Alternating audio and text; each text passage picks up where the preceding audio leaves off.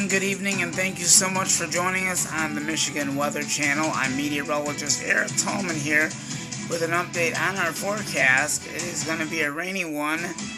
Rain continuing this evening. The heaviest rainfall will continue across the Saginaw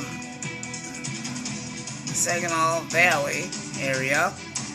And what to expect, periods of rain, heavy at times, will continue throughout the evening with the heaviest rainfall in the Saginaw Valley area.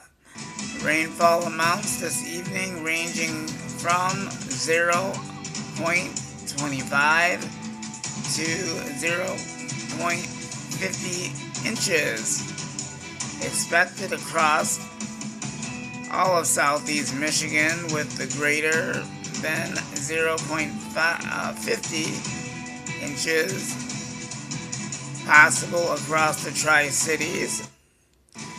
Ponding of water on roadways possible, especially near the Tri-Cities. Flood watch in effect for Bay and Midland counties once again. Flood watch in effect for Bay and Midland counties. We've got more to come after this. Stay with us.